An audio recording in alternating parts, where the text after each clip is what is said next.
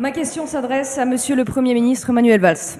À mesure que la date des élections départementales approche, vos prises de parole obsessionnelles et celles de vos amis du PS se font de plus en plus injurieuses à l'égard des électeurs du Front National et de leurs candidats. Quelle image de votre fonction pensez-vous donner, vous qui êtes censé être le Premier ministre de tous les Français et qui allez soutenir les candidats PS aux frais de la princesse?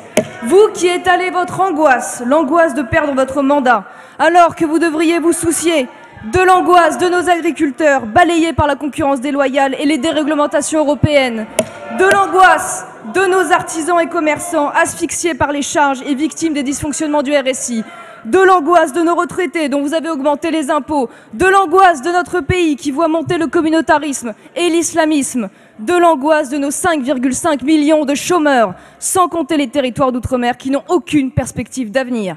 Gardez donc votre mépris crétin et vos leçons de République pour votre propre parti qui, en moins de 3 ans, a oscillé entre phobie administrative et faux diplôme. Sans doute Cambadélis a-t-il trouvé le sien au fond de sa poubelle. Compte en Suisse et prise illégale d'intérêt. Ce n'est pas du Front National que sont issus les Cahuzac, les Sylvie Andrieux, les Kader Arif et tant d'autres qui ont volé les Français. Au nom de la République, vous revendiquez la stigmatisation de Marine Le Pen et 30% des électeurs français, quand vous condamnez toutes les autres stigmatisations et toutes les autres formes d'amalgame. Il n'y a point de plus cruelle tyrannie que celle que l'on exerce à l'ombre des lois et avec les couleurs de la justice, disait Montesquieu. Doit-on s'attendre, Monsieur le Ministre, à d'autres mesures d'exception à l'égard de notre mouvement? Quand comptez-vous enfin vous occuper des angoisses des Français plutôt que du sort de votre parti, qui, je l'espère, se fracassera sur les urnes à la fin du mois? La parole est à Monsieur le Premier ministre Manuel Valls.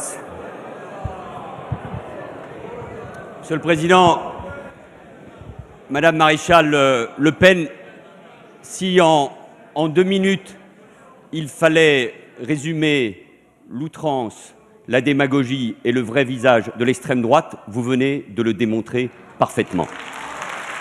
Oui, madame, je mène campagne contre l'extrême droite.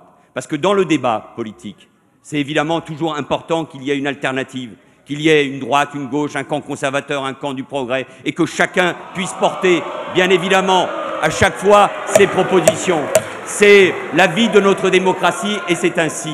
Mais à partir du moment où l'extrême droite a réalisé le score de 25% aux élections européennes, à partir du moment où les enquêtes d'opinion vous donnent 30% aux prochaines élections départementales, je considère que pour l'image de mon pays, que pour notre démocratie, cela représente un véritable danger.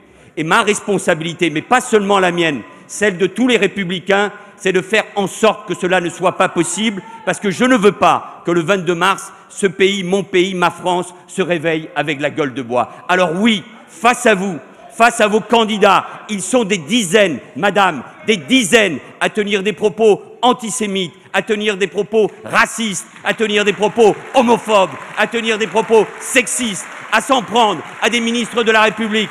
Vous voulez que je vous donne toute la liste? Non, ce ne sont pas, madame, des cas isolés, ce sont des cas graves. Vous le saviez parfaitement, ce sont des récidivistes. Alors face à cela, madame, oui, je mène campagne. Et je mènerai campagne toujours quand il s'agit de la France, des valeurs de la République. Je ne confonds pas, madame, les électeurs du Front National, je ne confonds pas les Français avec vous. Et je veux leur dire que vous les trompez, que votre politique mènerait le pays à la ruine en la sortant de l'euro, de la politique agricole commune, de l'Union européenne. Oui, parce qu'il faut dire la vérité aux Français. Vous les trompez, vous trompez les petites gens, vous trompez les ouvriers, vous trompez les agriculteurs, vous trompez ceux qui souffrent. Alors il est temps que dans ce pays, il y ait un débat, qu'on déchire le voile, la mascarade qui est la vôtre. Il est temps que nous affirmions tous, comme je l'ai fait ici le 13 janvier, les valeurs de la République, la France, mais aussi les actes et la politique de mon gouvernement contre la pauvreté, pour l'école, pour les valeurs de la République, pour redresser le pays. C'est aussi une réponse à ce que vous portez. Alors madame, jusqu'au bout, je mènerai campagne pour vous stigmatiser et pour vous dire que vous n'êtes ni la République ni la France.